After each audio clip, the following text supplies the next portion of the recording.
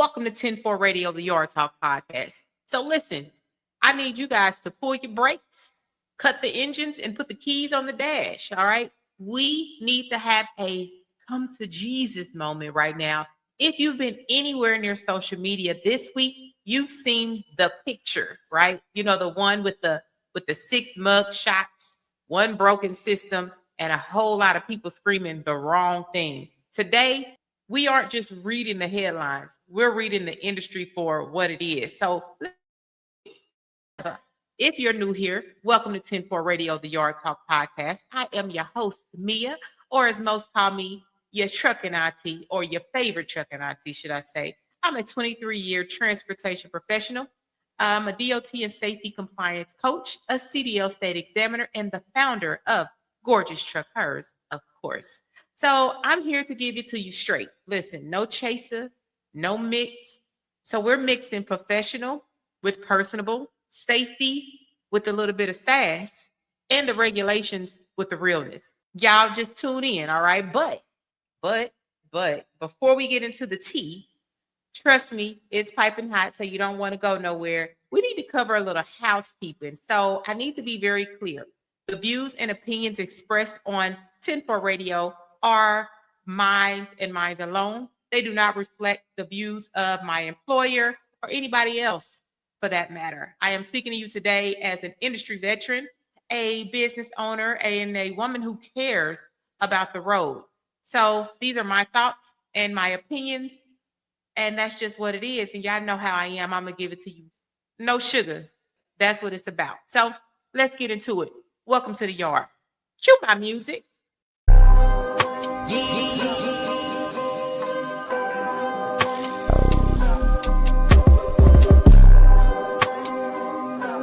Artlist.io.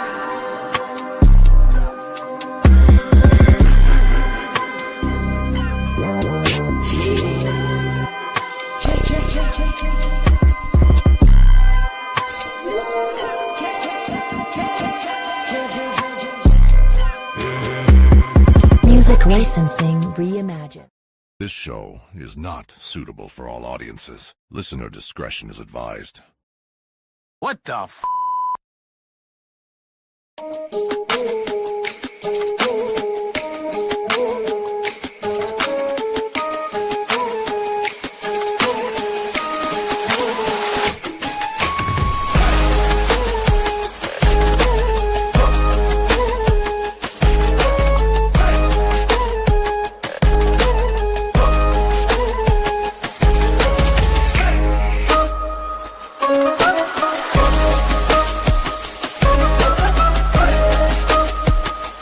You're listening to the 10-4 Radio with Mia. 23 years in the game, still shifting gears, still dropping gems, and still gorgeous truck her strong. Let's roll.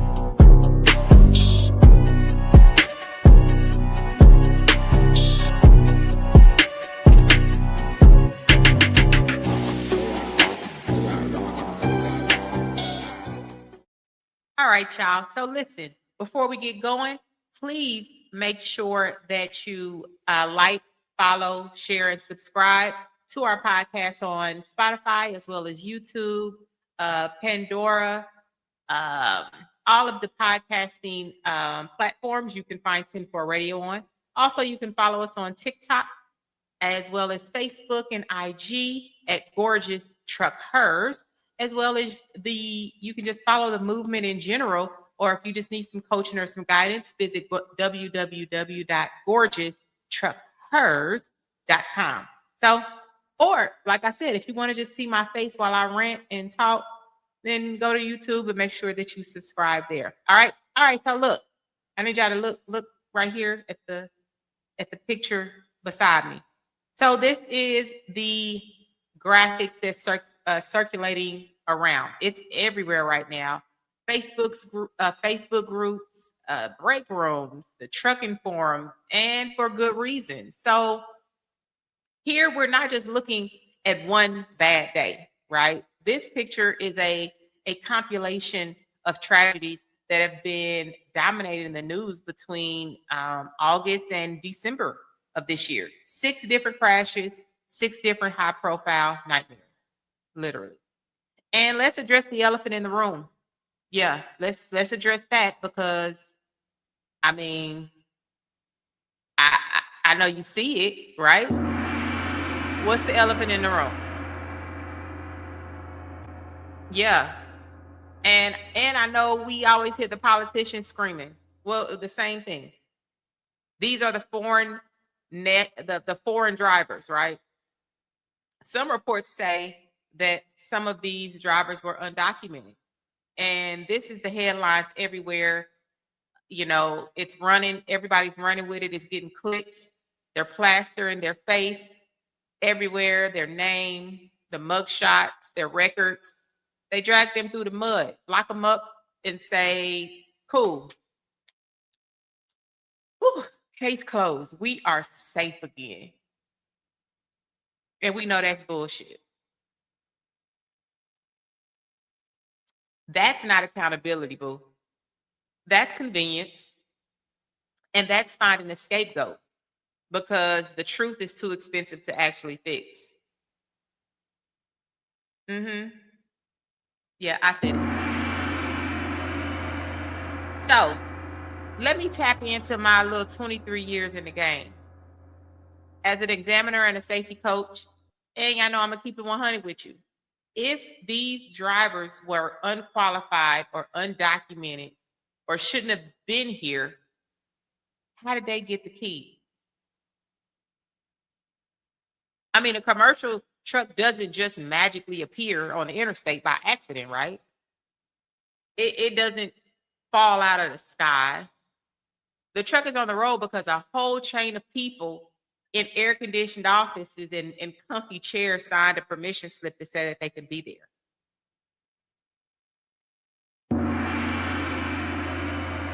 Yeah. I mean, if we're gonna start pointing fingers, let's point them all. Let's point all of them. So let's start. Let's go down the line, baby. I wrote a little list of finger points that where I think the finger should be pointed. So my first one is the state. We're gonna call the state the plug. So first, the state. You can't drive a rig without a CDL, correct? So who gave it to them? That's the first one. The state DMV.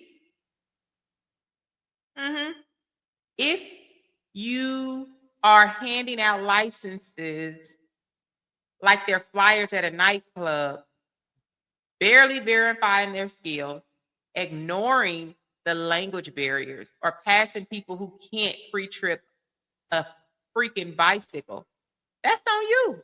You open the gate. Okay, the next up is the insurance. The insurance isn't just paperwork, right? It's supposed to be the bouncer at the club. That's how I'm looking at it.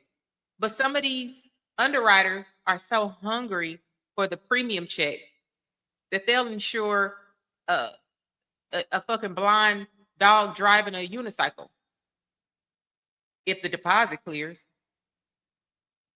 If you write a policy for a carrier without vetting who they're putting in the seat, I mean, you are an accessory to the crime. I mean, I would think so. And the reason I wanted to talk about this particular thing, and I'm not saying what these drivers did is not right. These accidents, a lot of these accidents were very tragic. People lost their lives, just stupid decisions. So I'm not taking the weight off of these drivers. So let me clear that up.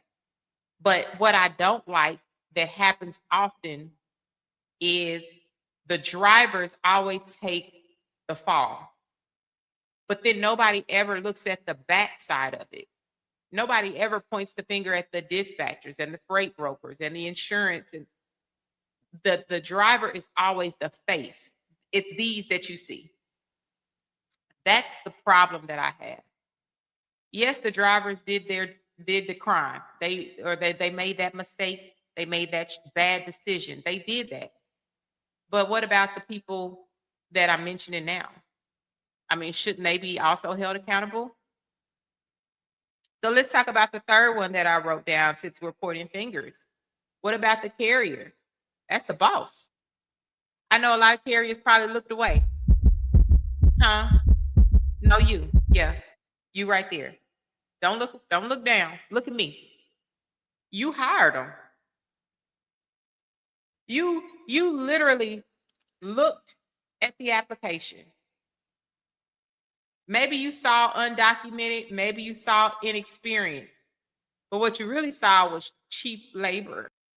You had a load that needed to move, and you chose a warm body over a qualified professional.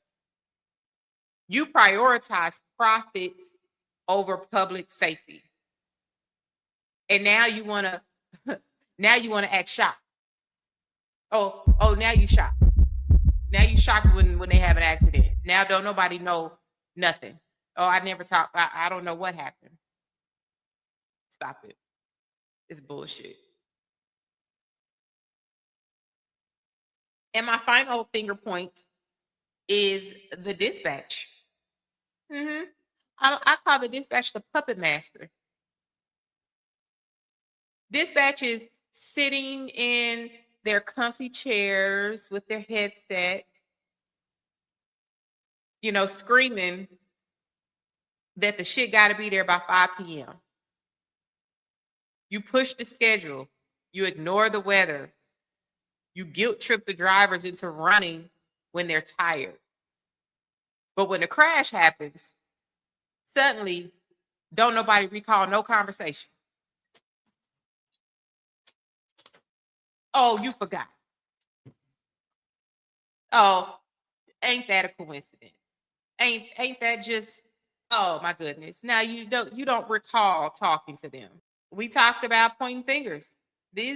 Nobody's talking about these people. These guys here that made these horrible decisions. I mean, they didn't just get into this by themselves.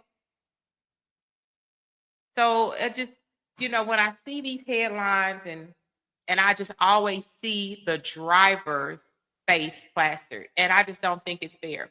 And that's why one thing I always tell drivers when I'm talking to them is to protect their CDL. Don't let dispatch run you where it's unsafe. Don't let dispatch talk you into doing something that you know is clearly a violation. Why? Because as soon as you get pulled over, as soon as you get in an accident, you can't say, well, dispatch told me.